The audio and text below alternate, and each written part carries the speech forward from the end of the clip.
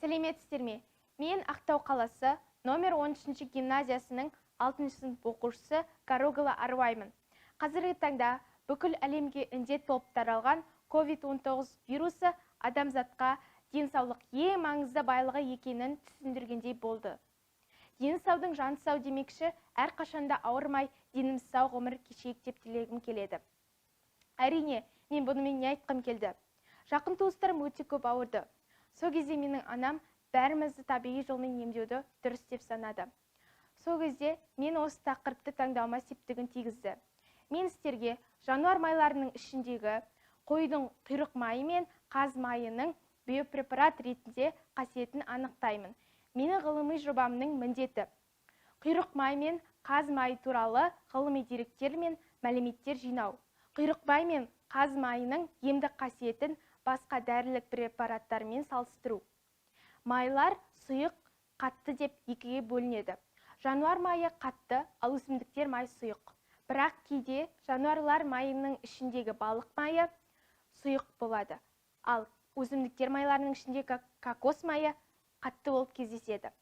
Май қатты және сұйық болуы құрамында карбон қышқылының табиғатына байланысты.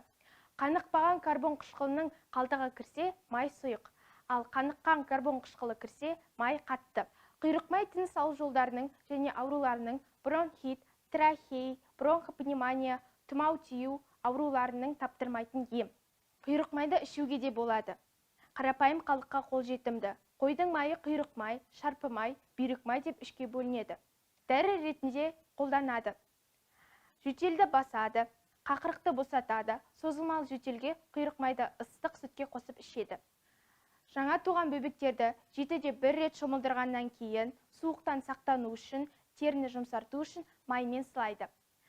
Балаларға тұмау тиіп жөтелгенде алақанын табанын сылау. Ішуге және тері ауруларына дәрі жасалады. Кез келген жараға жағамын. Құйрық майды ысытып банкаға құйып алсаңыз, ешқандай азбайтын жақпа май болады. Бәтеңке қажаған жерді кірсабымен жуып, қойдың құйрық майымен жағып тастаймын. Пайдасы жақсы. Құлақ ауырса да, жөтелсе де, жара болса да, қойдың құйрық майын жағуды әдетке айналдырдым. Дәрі іздемеймін, зияны жоқ. Басқа жануарлардың майларының айырмашылығы гол молекулалық құрылымын өзгертпей, жоғары температура 200 градусқа дейін төтеп беруге қабілетті. Бұл өнім ас құрту үшін ауыр емес. Бұл май біртекті болып табылады. Жүрекке, қан тамырына зиян келтірмейді. Ең бастысы қаздың майы жағымды көптеген рецепттермен пайдалануға болады. Ең бастысы қаздың майы дәм татуға, жағымды және көптеген рецепттермен пайдалануға болады. Бұл өнімді тері ауруларына, атап айтқанда экзема мен псориазға емдеуге сөзсіз, косметикалық мақсаттарда қолданыңыз. Құрақ денелерге арналған кремдерден кем түспейді. Массасы қалың болу керек. Артқы немесе кеудеге жағыңыз. Зерттеу жұмысын қорытындылай келе ұсыныстар білдіремін. Елбасымыз Нұрсұлтан Әбішұлы Назарбаевтың Қазақстан 2050 стратегиялық ұлт денсаулығымыздың негізгі болашағы деген сөзіне сай адам өз денсаулығына аса мән беру керек. Мен қойдың құйрық майынан және қаз майынан биохимиялық құрамын зерттеп келе, медицина саласында қолдану әрі фармацевтикада енгізуді ұсынамын. Құйрық май мен қаз майының қоспаларынан жасалған препарат басқа химиялық қоспаларға қарағанда зиянсыз, экологиялық және экономикалық жағынан тиімді әрі қолжетімді, әрі денсаулықты сақтауды жаппай қолдануды ұсынамын. Құйрық майдың құрамында бауырды зақымдамайтын холестериннің аз екенін ескертіп отыра, тек сыртқы қолданысқа емес, ішкі қолданысқа да қолдануды ұсынамын. Менің ғылыми жұмысымның екінші кезеңі – практикалық тур. Менің табиғи жолмен жасаған биопрепараттарымды ұсынамын. Мен құйрық майдан сабын жасадым.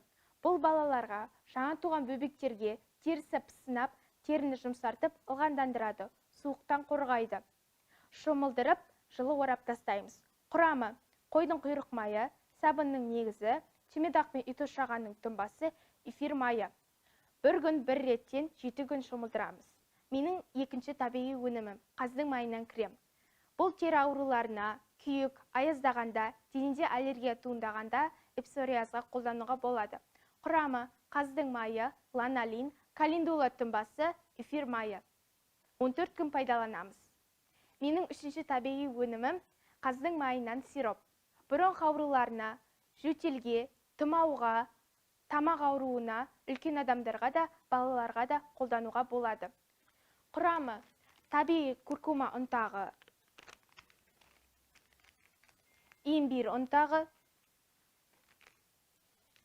және лимон қышқылы. Ең басты қаздың майы. Енді лимон қышқылын қосамыз, 0,5 грамм.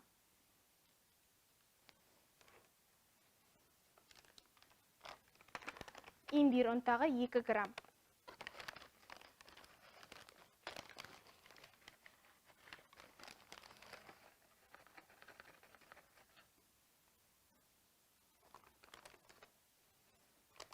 Куркума ұнтағы 2 грамм.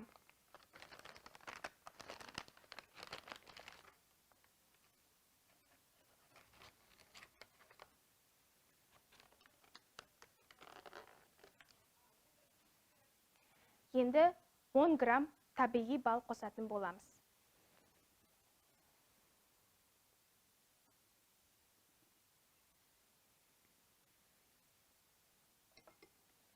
Одан кейін 50 грамм қаздың майы.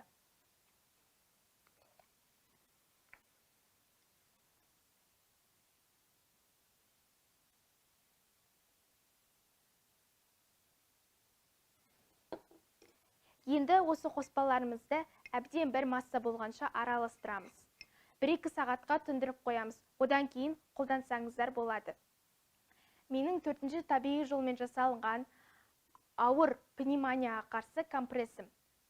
Бұл компрессі кеуде немесе арқа тұстарына қойылатын компресс. Бұның құрамында ұнтақталған сарымсақ, алой шырыны және қойдың құйрық майы. Қойдың құйрық майын, ұнтақталған сарымсақ, алой шырынын осы 3 қоспаны қосып араластырып, кеуде немесе арқа тұсына жағып, жабысқақ пленкамен орап тастаймыз.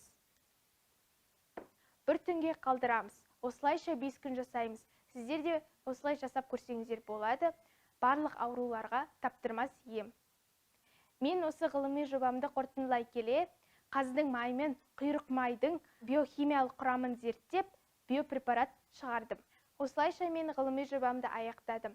Назар аударып тыңдағандарыңызға рахмет.